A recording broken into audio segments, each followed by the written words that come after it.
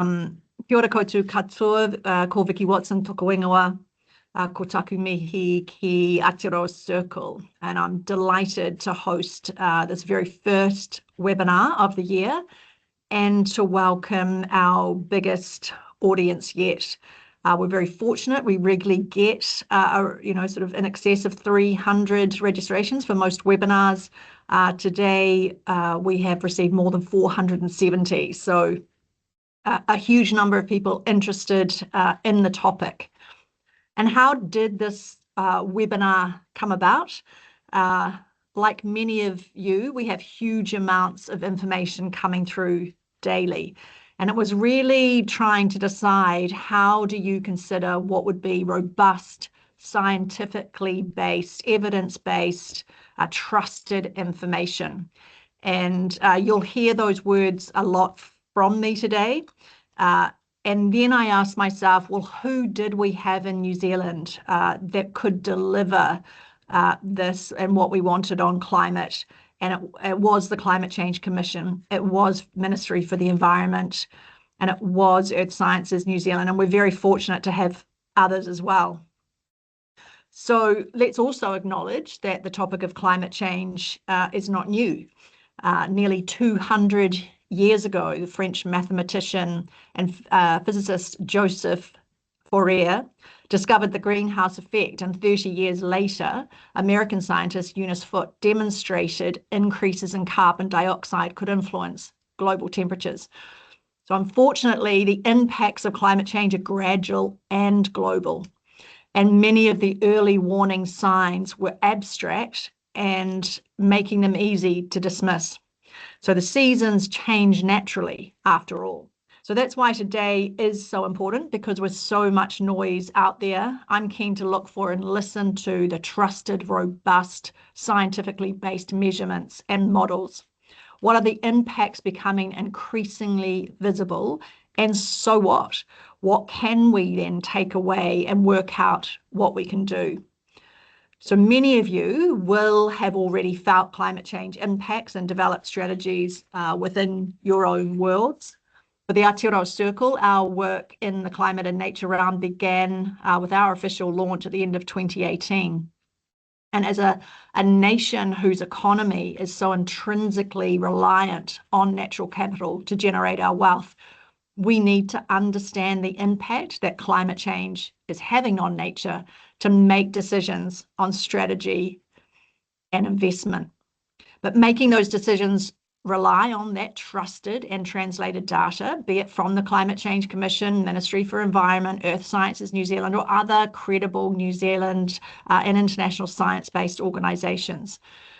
Information with integrity is what matters more and more. And if we're to be and to make the best decisions for our businesses, people, and communities, that's what we need to make sure we have.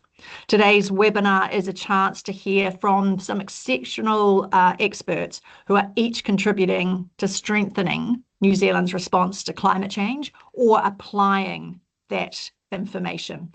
So over the next 30 minutes, they'll share individual insights into what they are seeing, and then we will go to a panel discussion. If you have a question, please make sure you put it into the Q&A, not the chat. We'll aim to cover as many as possible. So it's a pleasure to introduce our first speaker, Joe Hendy, Chief Executive of the Climate Change Commission.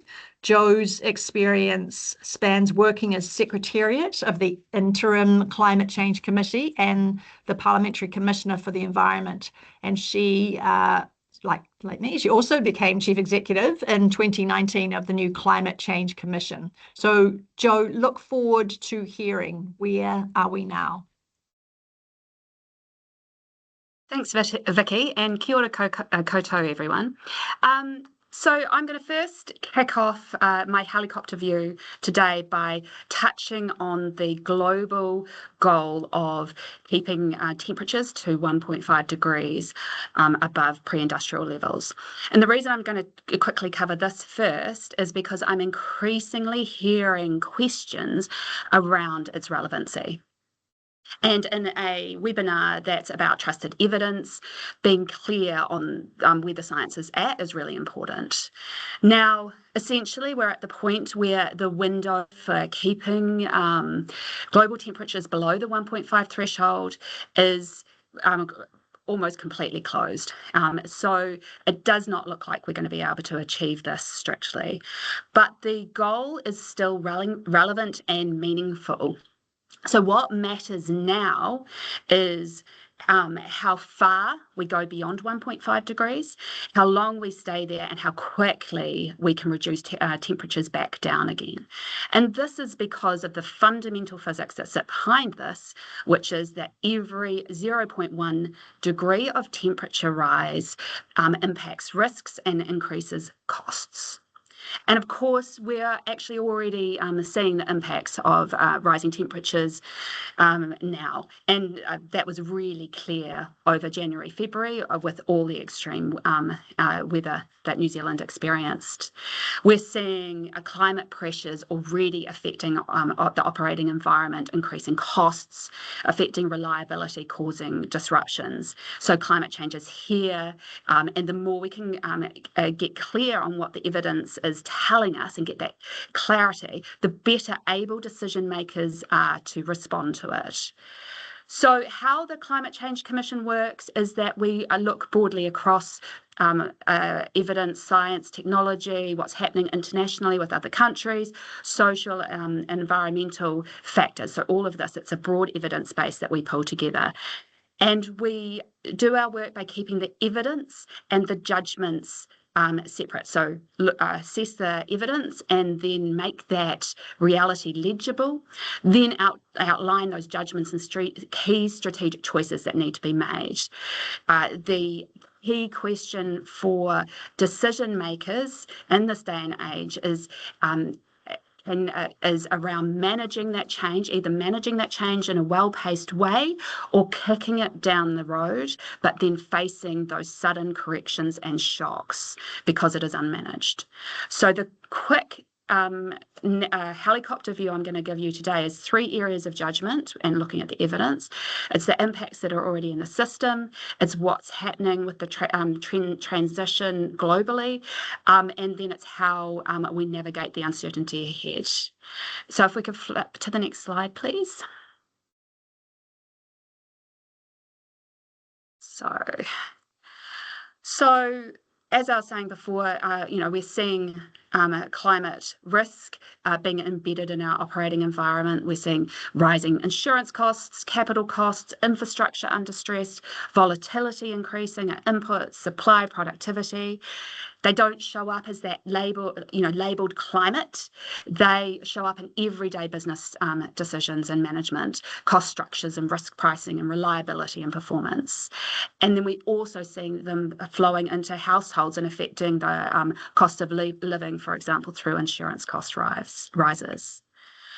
So that's what we're seeing. The key judgment for leaders, whether they are parliamentarians or whether they're in business or communities, is around which of these risks matter most, where are the exposures, what level of resilience is proportionate in response.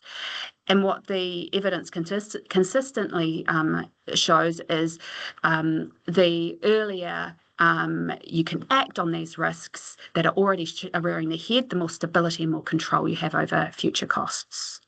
So this gets to a key piece of work that the Commission is doing right now and will be releasing in May, and that's called the National Climate Change Risk Assessment. It's done every 6 years.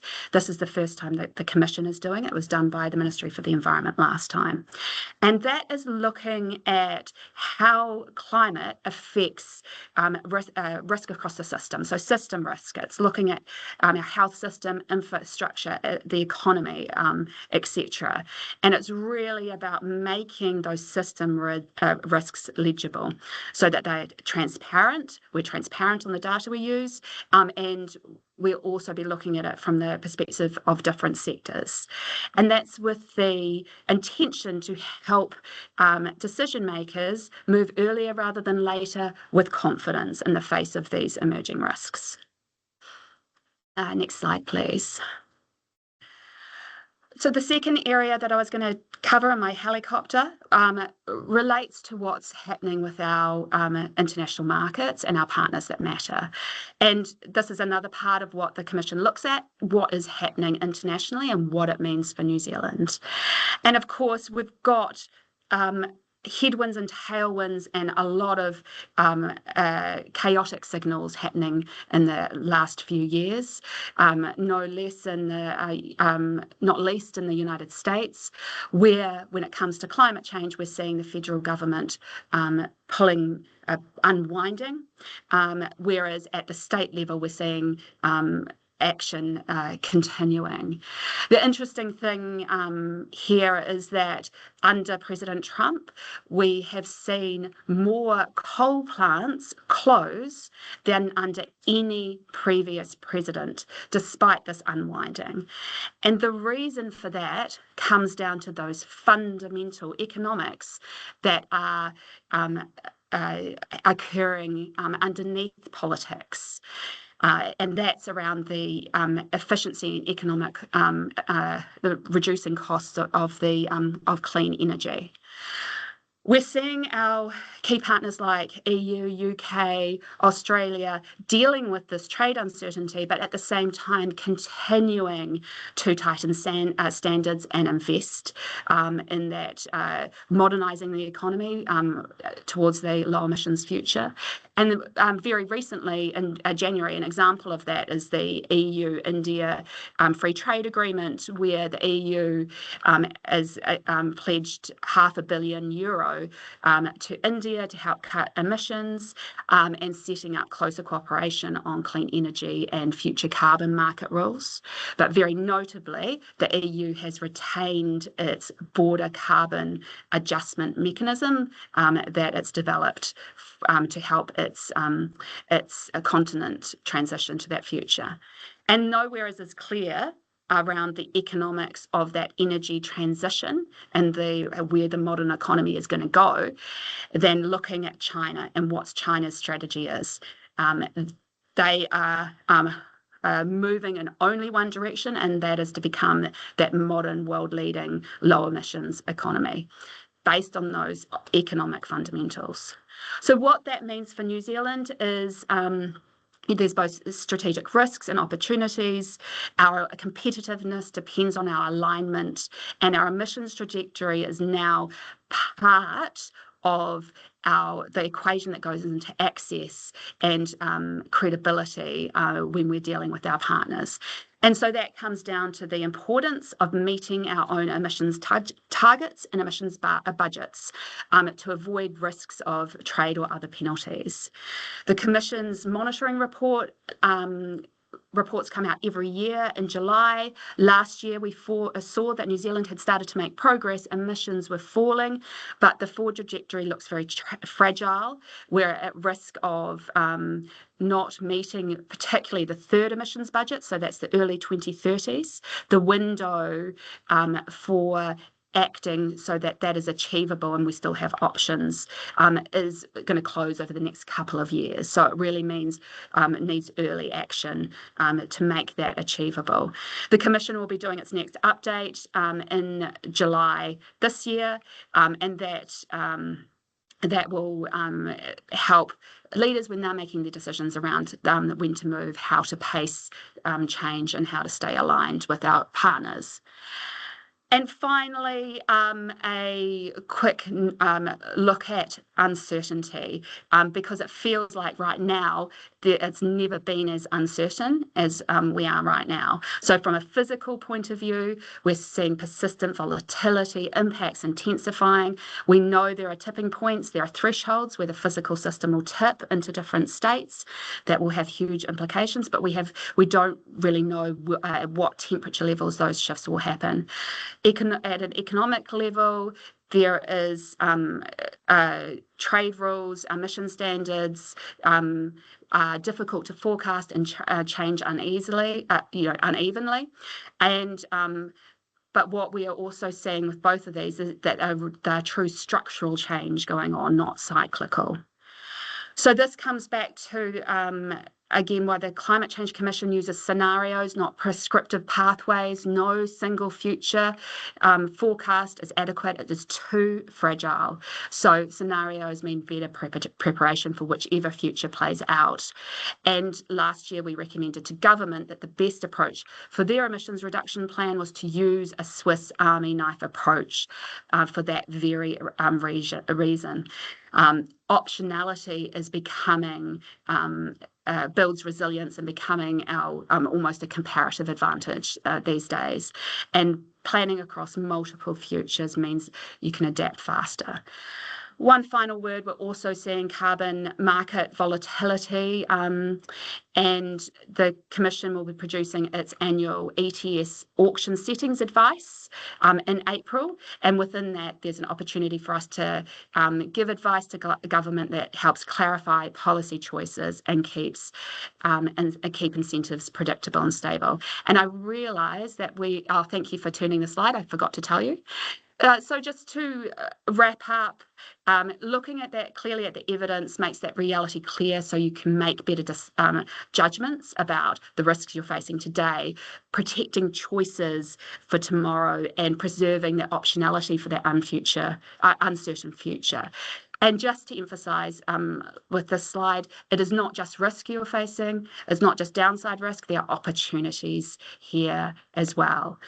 Ultimately, the Climate Change Commission's goal is to give clarity based on that evidence so that others can steer whichever ship that they are leading through, I'm going to mix my metaphors, through windy roads. And rather than holding back in that very human way when things are noisy and unclear, and then finding it too late to react. That's it from me. Thanks very much, Vicky. I'll hand over. Dr. Alex Thompson, Chief Science Strategy Officer with Earth Sciences New Zealand, who will address and talk to delivering science that has impact and why preparing for extreme weather is central to climate change adaptation. Alex believes that science provides the most actionable information to government, to business, and to the public to enable this. So over to you, Alex. Thank you, Vicky, and kia ora koutou, everyone. So, next slide, please. Climate change manifests in extreme weather. Storms, floods, landslides, wildfires, heat waves, droughts, storm surges, coastal erosion, damaging wind, etc. This is how we're experiencing it. And I would suggest that for some, it is not gradual at all. It is abrupt and it is frightening. If we can adapt to extreme weather, if we're able to build resilient to extreme level, we've gone a long way to adapting to climate change. Next slide, please. So last week, these are photos from Monday and Tuesday just last week. There's flooding in Lower Hutt, a window blown out in a restaurant in Plympton, flight cancellations, and quite a lot of flooding in Little River in Canterbury. And we had another extreme event in January that caused the Mount and the Papamoa landslides. Two major storms already this year that led to significant damages, disruption, economic impact, and tragically, loss of life. Both these events were fueled by ex-tropical lows that pumped atmospheric rivers of moisture-laden air onto New Zealand. An atmospheric river is a long, narrow region of the atmosphere that transports moisture from the tropics to higher latitudes, and they can carry more water than the Amazon River. I mean, it's extraordinary. Next slide, please. So this is a picture of the atmosphere on January the 21st, showing this atmospheric river. The pink and purple showing high moisture levels that was responsible for the record rainfall in January. It funneled rain directly to the Coromandel Bay of Plenty. In the same month, Earth Science New Zealand published a paper in Nature showing that because the oceans are getting warmer and the atmosphere is getting warmer and so holds more moisture, we can expect more atmospheric rivers in the next 10 to 20 years. Changing atmospheric circulation is also playing a role too. Even under a moderate greenhouse gas emission scenario, we project that the frequency of extreme atmospheric rivers making landfall in New Zealand like the ones that hit us in January, February this year, is going to double in frequency by mid-century. So New Zealand, we were already exposed to natural hazards. Climate change is making extreme weather more extreme and more frequent. There's a little bit of good news in here though, because extreme weather is forecastable. Next slide, please.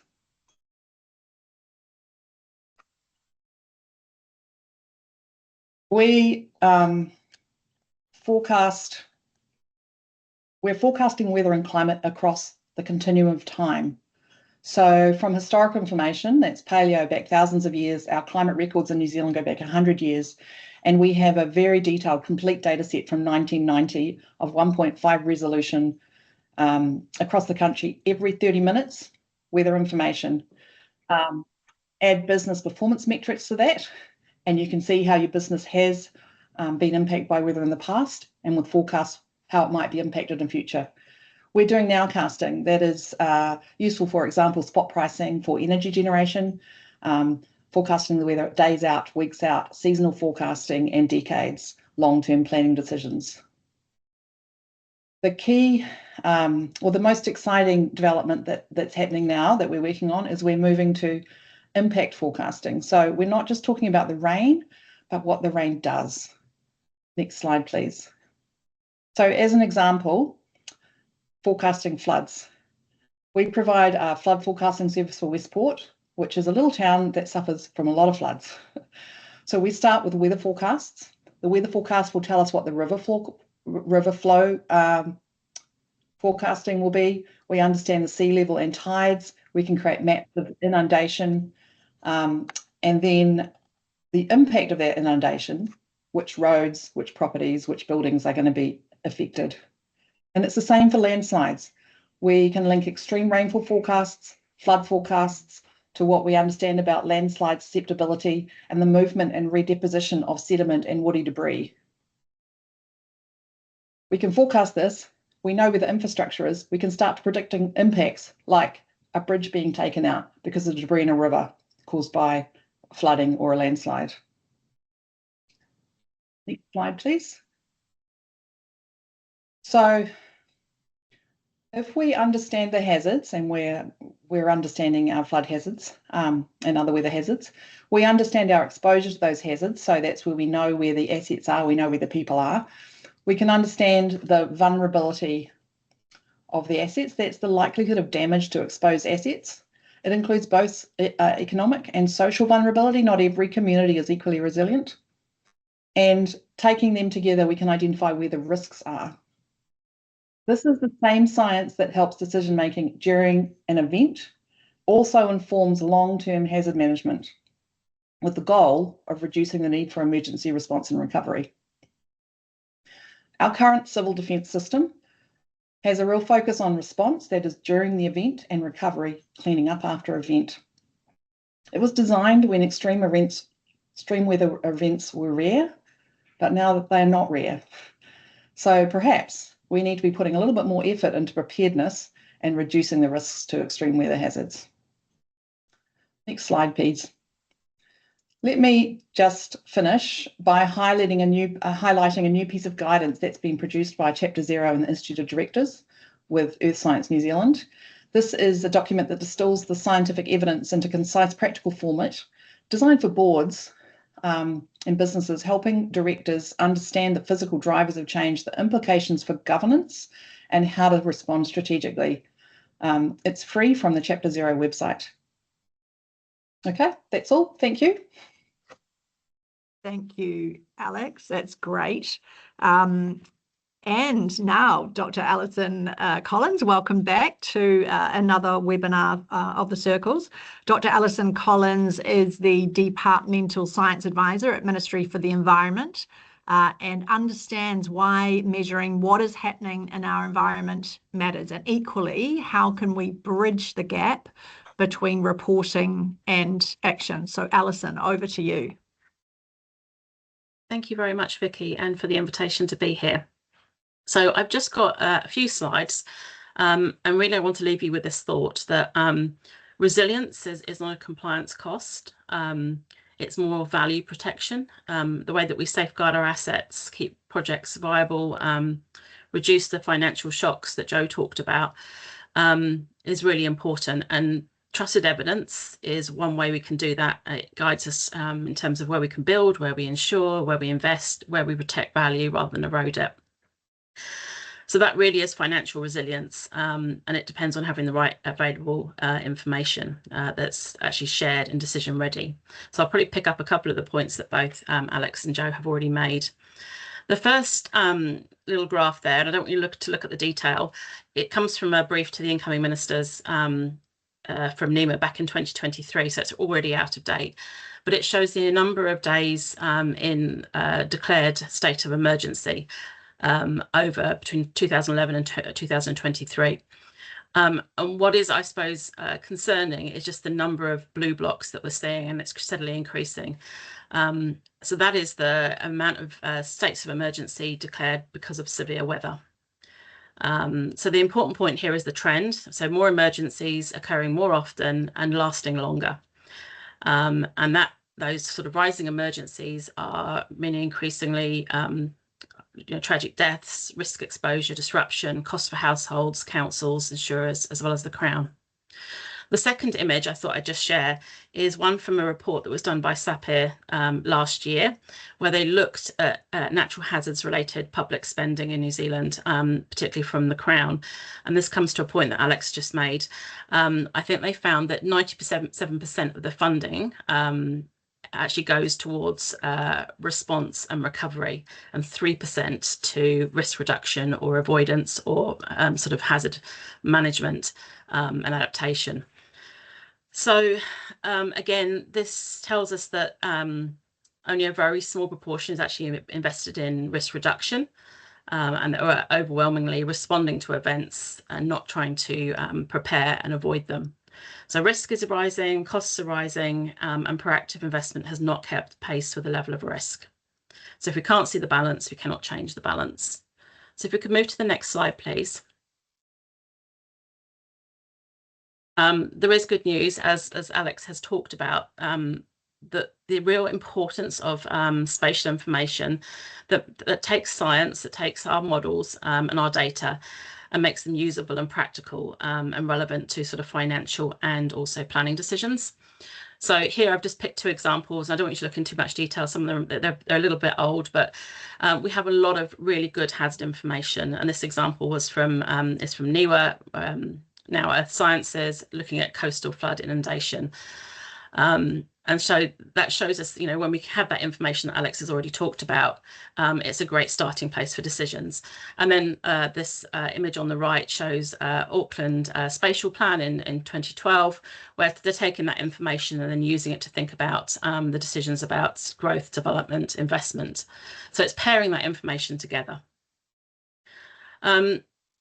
So I think spatial data is one of the most powerful tools that we have for climate and hazard related investment decisions. And these sort of shared spatial baselines reduce challenge, reduce cost and increase confidence, and help move us from that 97% spend into risk sort of response and recovery into the more proactive risk reduction. So next slide, please. But that spatial data and those spatial models only work if we have a few sort of checks and balances in place. And so this is the bit about bridging the gap between science and impact, or science and action. First of all, spatial models and maps only work if the underlying data sets are high quality, well stewarded and easy to interpret.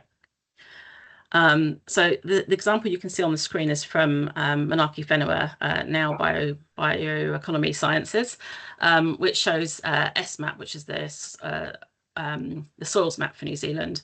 It's one of our most critical data sets.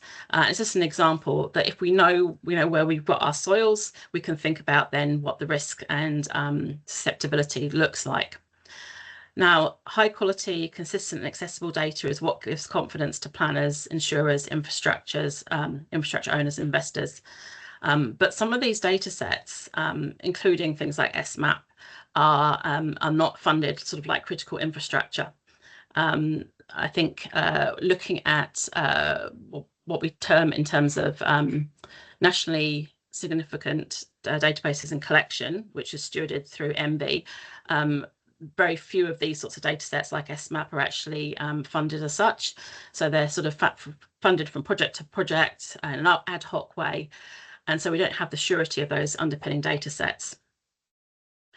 So the second image that I just put up there was just around our COVID levels back in 2020. It shows, I think, the opportunity. If you have a clear, intuitive risk signal, people can act really confidently in terms of the information. Unfortunately, a lot of our science and data is very technical, and we use terms like annual exceedance probabilities, return periods. People are very confused about what 1 in 100 year actually means, and they don't necessarily translate easily into decisions. So I think the real opportunity is to think about the way that we communicate risk and information to make it really intuitive for people. So for me, there are 3 things that we can do to unlock the power of sort of science and data, and particularly spatial data. The first is sovereign, so making sure that hazard and exposure data sets are treated as public good infrastructure. They're clearly owned and they're governed, and they're not locked behind institutional sort of barriers. That we secure them, that we fund them effectively, so long-term funding and stewardship to keep the data sets reliable, updated and accessible. And then thinking about the communication of them so that they're simply communicated, so risk information is presented in a very clear way, intuitive, that supports real-world decision-making across sectors. So to finish, I just like to wrap it up by saying that I think trusted climate and hazard science is really a lever for better investment, faster decisions and stronger, more resilient communities. And that's all about resilience, both our economic resilience, our community resilience, and the way that we function. And before I finish, I was just going to do a bit of a shout out to particularly to Earth Sciences. We have heavily been involved in the terrible severe weather events over the last 2 months, and their ability to mobilise and present a lot of information about landslide risk has been incredible, and it just shows the power of having good information and data. So thank you very much. Thank you, Alison. We are just going to move now to our final speaker before we go to the panel, Kat Rowe, Head of Nature Impact and Policy at New Zealand's largest grass-fed red meat exporter, Silver Fern Farms.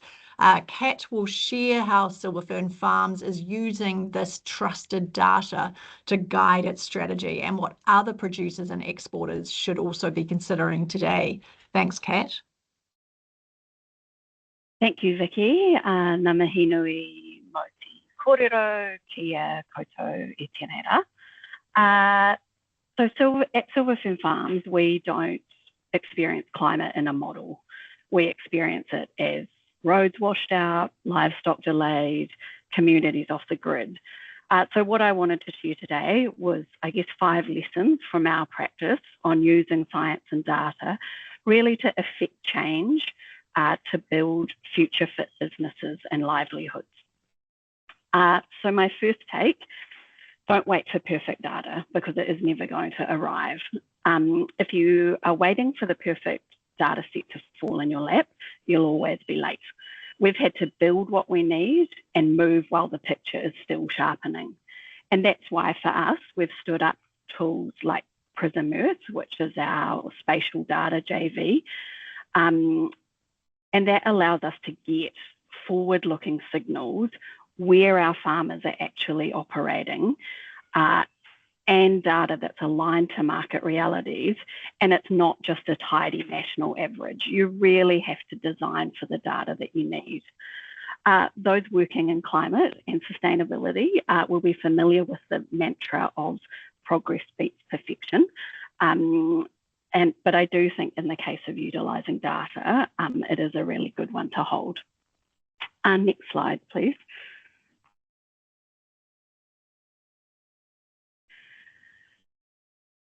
So data must plan the response, not just describe the problem. Take erosion vulnerability. If a farm lights up red on a map, that's not just a trivia fact. It means for that farm, insurance premiums are going to go up, transport routes are going to become more unreliable, livestock movements might stall, kids can't get to school, power and cell coverage drop out. We need to be able to use data to pre-plan around those realities. What are the logistics workarounds? What on-farm resilience measures can we put in place? What are the processing adjustments that we need to make? And what is the support that a community affected by those events might need? If the data doesn't change what we're doing tomorrow, it's just a prettier problem statement. Next slide, please. Third, and this is one that I'm a bit of an evangelist for, but let's try and stretch from climate data to system data and put nature at the centre. Land stewards don't experience climate one day and nature the next. They experience the system: weather, soils, biodiversity, water, infrastructure, markets, people. And that's why at Silver Fern, we've shifted from climate-only data sets to system data sets with nature front and centre. Soil stability, freshwater condition, habitat connectivity, and land capability. If we're not looking at the system data, I think there's always a risk of making assumptions that looking a bit more broadly can avoid. And I think we've seen that in some of the land use change pressure that New Zealand's experienced over the last decade. Next slide, please.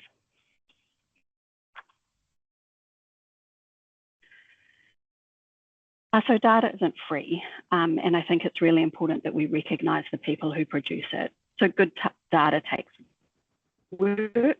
It's in our case, it's often farmers capturing field observations, teams validating what's happening after a storm, and analysts stitching this all together. At the same time, more of us are being asked to prove action and contribute evidence.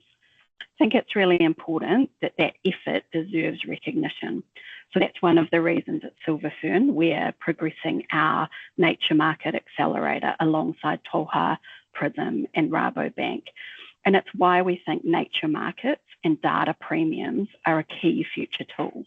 We need high quality environmental data and verified improvements to that data to be visible, trusted and valued, not voluntary homework. Next slide, please.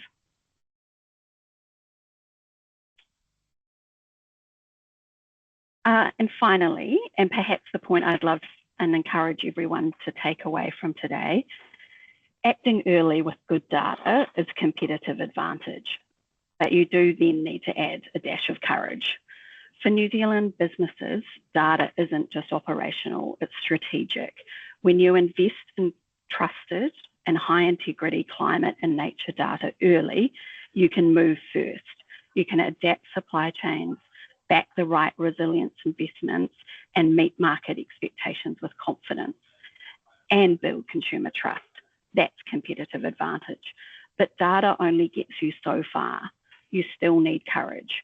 Courage to decide before you're 100% certain, courage to shift land use ahead of the curve, courage to act while others are still waiting for the next model to run. In summary, don't wait, plan actions, think system-wide with nature, recognise contributors and use early action as your edge, and then just add courage. That's me, Vicky. Thank you. Love it, Kat.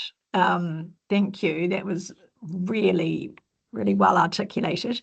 I am just going to bring back now the four of you into our panel. I am going to start with you, Jo, but I am also just going to give Alison and Alex a heads up. We've had a few questions coming through about the perception, but also the opportunity around the formation of the new super ministry, MSearch, but also the bringing together bioeconomy. So I'll come to you straight after with those questions. Jo, what do you see as the single biggest opportunity for businesses and entities this year to accelerate the climate transition? Thanks, Vicky. Well, the Commission looks in its annual monitoring work, we actually look at opportunities as well as risks every year. Last year, we actually pointed to opportunities across the whole economy to go further and help us meet our third emissions budget. So I'd encourage you to have a look at our monitoring report for your particular sector or area. And this, again, will help us, as Kat was saying, stay aligned with and keep that competitive advantage. The other side to it is the adaptation. So mitigation and adaptation need to go hand in hand. And what we can see from the evidence is that proactive adaptation can save up to 10 to 1 in terms of benefits to costs. And often the cheapest adaptation infrastructure that we have available is actually turning out to be nature. So those nature-based solutions are the first place to look. I love that, Jo, because the Aotearoa Circle next week is also producing the first natural infrastructure plan, which aligns perfectly with that statement. So, Alex, I will just come to you first. What is the opportunity for businesses to help build resilience to climate change impacts now and in the future? And also, has the formation of Earth Sciences New Zealand created new opportunities, and what and how you deliver robust science-based information?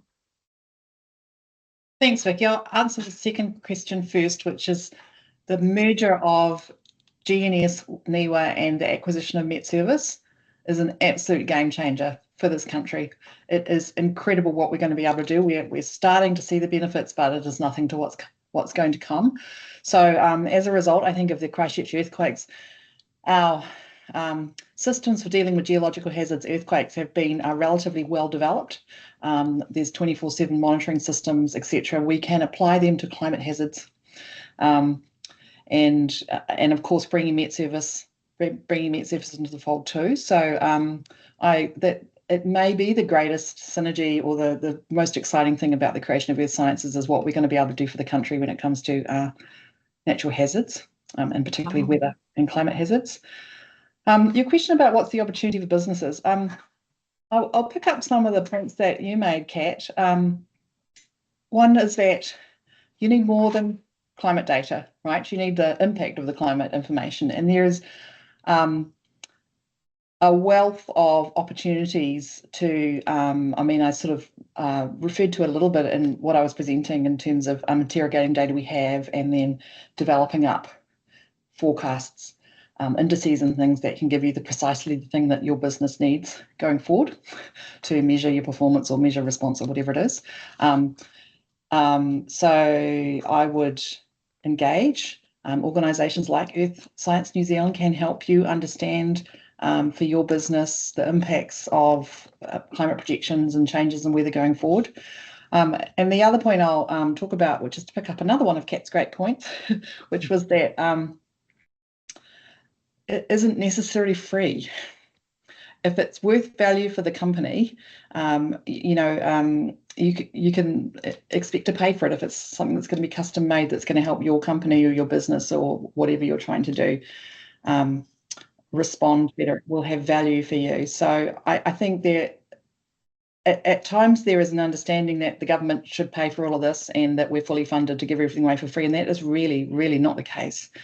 We're working on it, of course, but I think there is a lot of opportunity for customised advice. Great. Thank you, Alex. And so, Alison, just coming back to you again, the question, what is the perception around the changing landscape with the formation of the new super ministry insert? That's Ministry of Cities, Environment, Regions and Transport, and obviously there's the amendment bill that's just gone through in terms of disestablishing MFE. So what's the feeling there?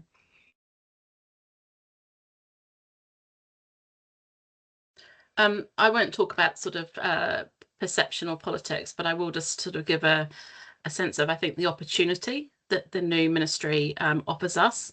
And I think it's around both the mitigation and adaptation if you think about bringing together agencies such as transport, housing, and parts of Department of Internal Affairs and Ministry for the Environment, you can see that we're really building on some of the other initiatives, sort of, all of government initiatives to think about climate and emissions, thinking about building from the emissions reduction plan, the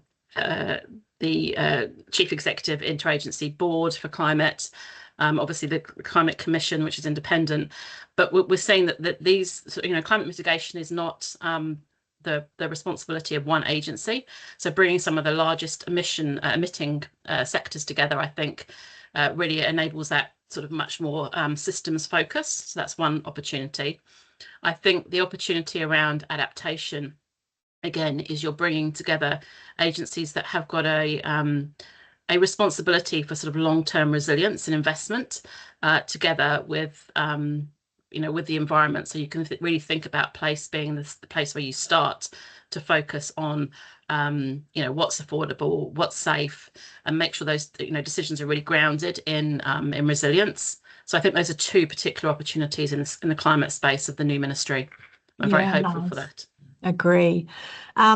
Look, Kat, how concerned are you with about the integrity of other data that is floating around? Yeah, Vicky, I mean, I think it's a concern, and there is plenty of, I guess, unverified or decontextualized data out there, and it certainly can, I guess, at worst, mislead. But it's certainly, I think what we see is a lot more confusion or a kind of erosion of trust. And, I think that that's something that, in terms of our stakeholders, we're always very conscious of. But I do think there that, the answer is not really fear. The answer is probably kind of standards and being very transparent and around kind of methodology. I think there's some really interesting work going on in New Zealand and internationally around kind of open source data and open source data standards. I think that's very positive. But I think, as a business, we have made a very deliberate decision to work with transparency, work with high integrity, and, make sure that scientific rigor is built in. So we are able to defend and explain our own data. And I think if you can do that, that's a very positive thing. I'd also just emphasize the point that I've already made a couple of times and a couple of the other panelists have made as well. And that's just around the importance of recognizing the people who create data. So if the act of data creation and the effort that goes into it is recognised, then I think we have a much better platform to create those comprehensive and trustable data sets. Nice. Jo, I am going to come back to you. The very first question was talking about the single biggest opportunity, but I'm also keen to hear from you what you see as our greatest risks. Thanks. I think really the greatest risk for us is around hesitation, because there is so much information and noise out there. And so it's really natural to, at that point, hold back and delay decisions.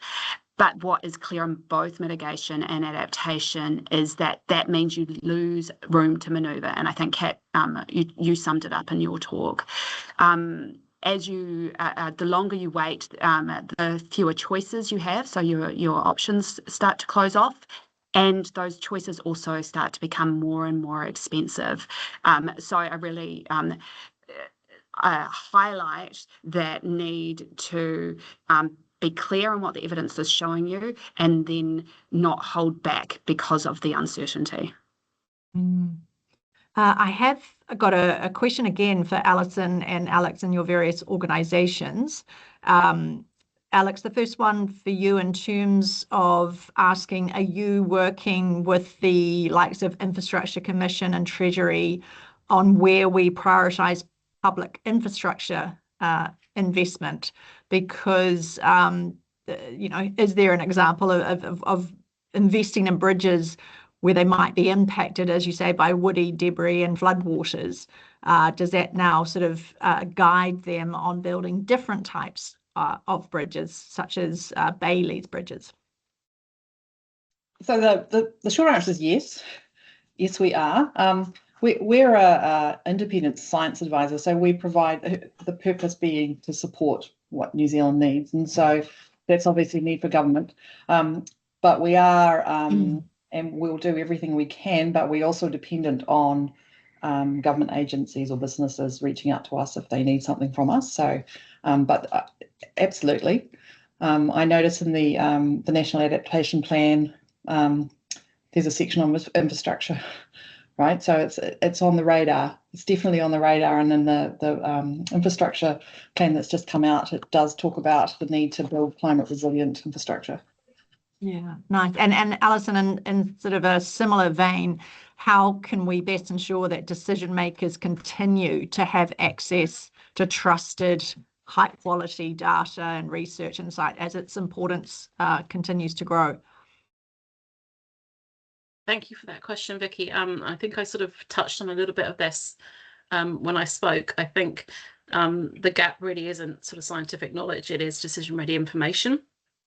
And to have decision-ready information, we need the things that all the panelists have talked about. We need stable funding and stewardship for the sovereign or critical data sets that we rely on. We need standards so that data is interoperable and can be trusted. And we also need everyone to be working from the same picture of risk. So, clear risk signals and not technical language. I think those are the things that are really going to enable us to deliver change from science. So I think if you can get those three things sorted, then we're a long way in terms of equipping people with information that they can trust and use to inform their decisions. Great. We have nearly reached the end. I am just going to come round to each of you to see if there's one sort of final word in terms of, as everyone leaves the webinar today, what is the main point that you would like them to take away? And so, Jo, I'll go in the order of the presentation. So, Jo, I'll start with you. I think the key thing is delay is not our friend here. Acting on what we know, the good enough trusted evidence that we have now is what will give us our comparative advantage into the future and really reduce the impact of what is already baked into a changing climate impact on our livelihoods, lives, our communities. Alex. I was going to say the same thing. Don't let imperfect data stop you acting. Totally agree with that. But also wanted to emphasise the ability now of us to have very customisable data for whatever the thing that you're trying to address or your organisation or industry. Great. Alison. I think it's just about seeing investment in resilience as value protection rather than cost compliance, and how trusted evidence can really help you in terms of building resilience. Fabulous. And Kat? I think I would say just make a plug for kind of relevance, and I think relevance comes from proximity. So the closer you are to the problem or the solution, I think that's very helpful. So I would really encourage co-design with, the people closest to the land or the frontline staff or, people in markets, and really using lived experience to shape the questions that we need answers to, rather than making that a kind of desktop exercise. Great. Awesome. Look, that's all we have time for today. A huge thank you to our speakers, Jo, Alison, Alex, and Kat. Your insights have been really invaluable. I've been madly scribbling notes while I've been sitting here. And as I said at the beginning, we live in a very noisy world. There's a lot of information out there. And I think one of the key takeaways is how do we go back to ensuring we look for information with integrity and going to those trusted, scientifically evidence-based organisations such as the Climate Change Commission, Ministry for the Environment, and Earth Sciences New Zealand. So thank you to everyone who's joined the webinar. If you haven't already downloaded the Circle's climate scenarios for agri-sector, tourism, energy, transport and seafood, just please go to our website. Those are all there to help you on your journey as well. And also next week, as I mentioned, we're launching the Natural Infrastructure Plan at our hui in Parliament. And so please register early if you would like to receive a copy of that. Ngā mihi nui. Thank you again and have a great afternoon.